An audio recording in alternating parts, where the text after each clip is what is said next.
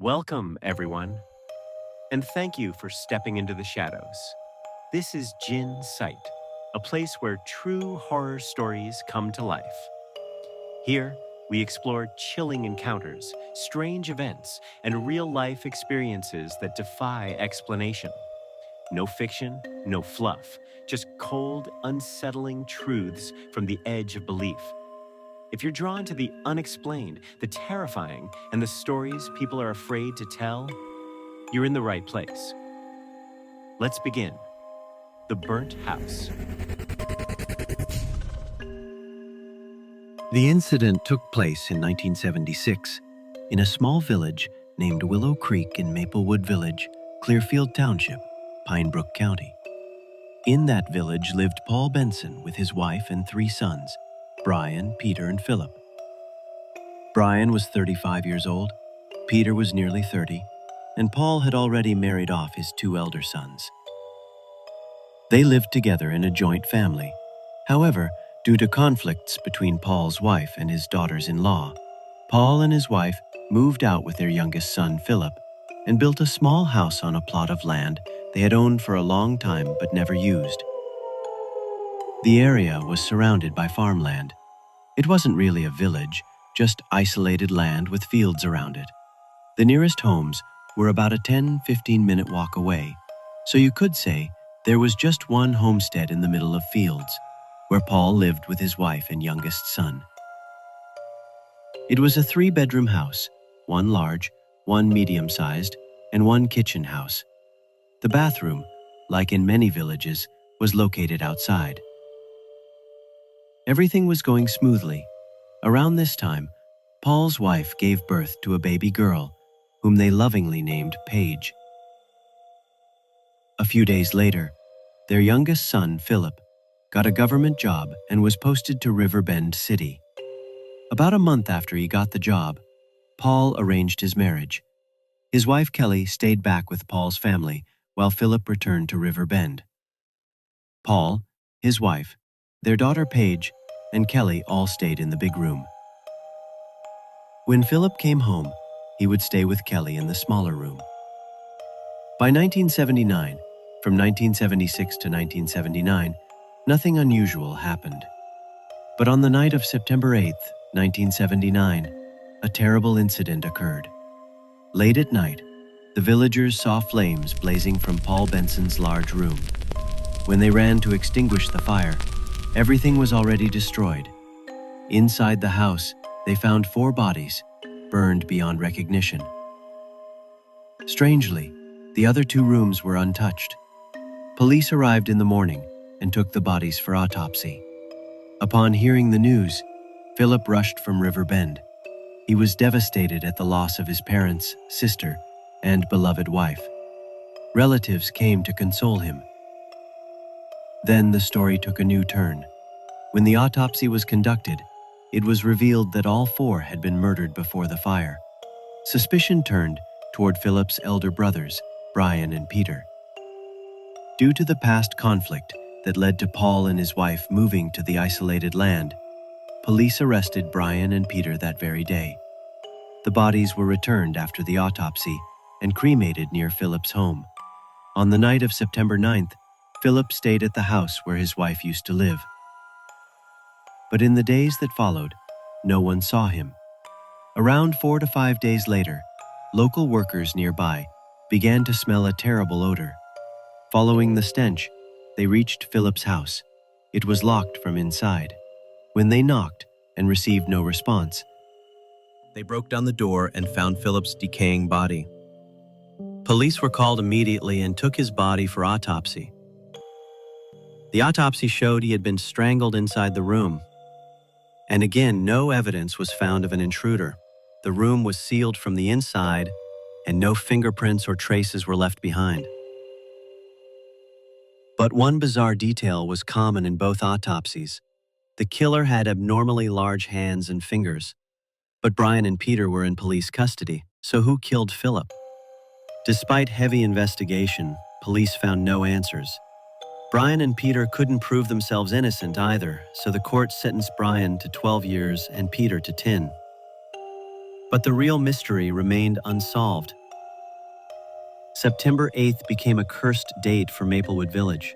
Every year on that night, villagers reported seeing flames rising again from that very homestead.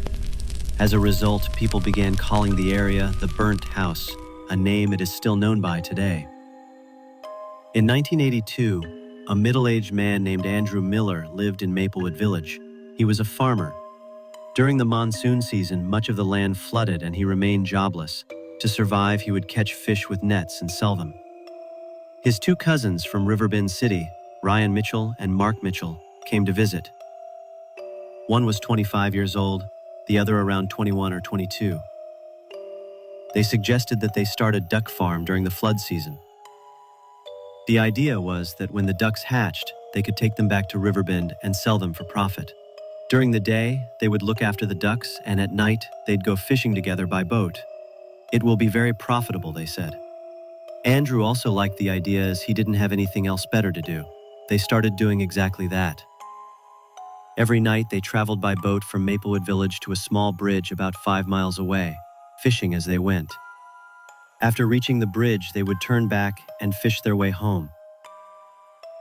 One night after dinner, Andrew decided not to go. Andrew felt uneasy.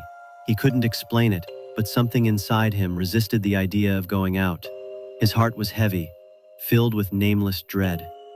But it was a full moon night, and Ryan and Mark told him they would catch a lot of fish. Despite the discomfort gnawing at him, despite the inner voice whispering, "Don't go, Andrew, something terrible awaits," Andrew finally agreed and joined them. Things went well. The cousins were right. They were catching a good amount of fish and enjoying themselves. But Andrew forgot one crucial fact. Around 1 a.m., they reached the small bridge. As they turned the boat around to head back, from above the bridge, they heard the faint yet haunting sound of a woman sobbing. Heart-wrenching wails drifting down through the moonlit night. Mark said, "Someone's crying up there." Ryan said, "That's none of our business." But Andrew insisted, "We shouldn't leave someone in trouble. Go check who's up there." Ryan and Mark went up and saw an old woman sitting and crying next to a dead body wrapped in white cloth. Ryan asked her what had happened. She said her husband had died suddenly while visiting relatives. The relatives helped her as far as the bridge, but left after that. She said she lived near the burnt house in Maplewood Village and asked if they could help take her and the body home. Ryan and Mark refused. They didn't want a corpse on their boat. They went back down and told Andrew what happened. Andrew said, "We can't abandon her. Since we're going that way anyway, it won't hurt us." Despite their objections, he told them to bring the body onto the boat. The woman sat at the front of the boat, silent, her face covered in a long veil. She only spoke to give them directions. Oddly, she wasn't crying anymore. Around 3 a.m., she told them to stop near a homestead surrounded by water and a small path. Andrew couldn't recognize the area even though he was a local. It seemed oddly familiar. A man and a woman came from the house and carried the body inside. The old woman said, "Thank you for helping. Please wait. I'll bring you a reward." Andrew refused, saying, "We helped you in need. No need for a reward." But the woman insisted. Ryan and Mark agreed. The woman went inside. They waited 5 minutes, then 10, then 15, then 30. No one came out. Andrew said, "This is a house in mourning. They may have forgotten. Let's leave." But Ryan and Mark refused. They wanted the reward. Andrew scolded them. Then he noticed something. The house was completely silent. Ryan said, "Let's go inside and ask." Andrew didn't want to at first, but eventually agreed. They left Mark in the boat and went inside. They saw 3 rooms, a big one, a medium one, and a kitchen. No lights were on, no sound. They walked to the back and were shocked to see a funeral pyre blazing, but nobody was on it. Instead, the body still lay nearby, wrapped in white cloth. Ryan hesitantly approached the body wrapped in white cloth, pulled the cloth back, and screamed, "This is the same woman we brought here." Andrew looked and gasped. "This is Paul Benson's wife. She died in 1979. Then Andrew realized what day it was. September 8th, the cursed night. They rushed back, but Mark was gone. They found his body face down in the water beside the boat, clearly strangled. Big finger marks were on his neck. Andrew and Ryan ran, but Ryan fell behind. Andrew, knowing the area well, reached a nearby home and collapsed in the yard. The residents woke up from his screams. More villagers came running. Andrew told them everything. They told him, "Andrew, don't you know tonight is September 8th? How could you forget?" A search party went out. They found Ryan unconscious in a field. When he woke up the next morning, he said while running, he collided with something. When he looked up, it was the same old woman who was wrapped in white cloth standing in front of him. Ryan fell sick with a terrible fever and died within a week. Andrew Miller is still alive. We collected this story directly from him. Even during the day, people avoid the burnt house area. So many terrifying things have happened that even nearby farmers avoid the area. Every year on September 8th, people used to see fire burning there. Many spiritual healers were brought in over time. They all said evil spirits had lived there for generations. Paul Benson didn't notice anything for the first 3 years after building his home. Life was good. He had a daughter, his son got a job. But in 1979, the evil spirit killed the whole family, set fire to the house, and later killed Philip too. Because Andrew showed no greed, the spirit didn't harm him, but Ryan and Mark did, and that was their fate. Later, in 2006, the village elders sought help from a respected exorcist. He had righteous jinn who asked the evil spirits to leave. The evil spirits refused, but promised not to harm anyone if certain conditions were met. A pure white goat had to be sacrificed on the land. A pot of milk rice pudding had to be cooked and left behind. The villagers did as instructed.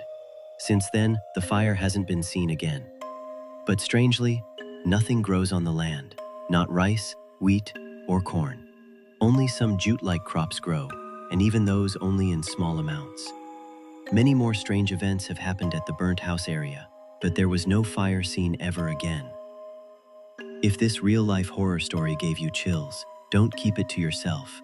Like, comment, and share your thoughts below. Subscribe to our channel and hit the bell icon so you never miss another true and terrifying story. Thank you for watching and for being part of our growing community. Until next time, stay safe, and remember, not all stories aren't just stories. This is JinnSight, where the darkness speaks, and we listen.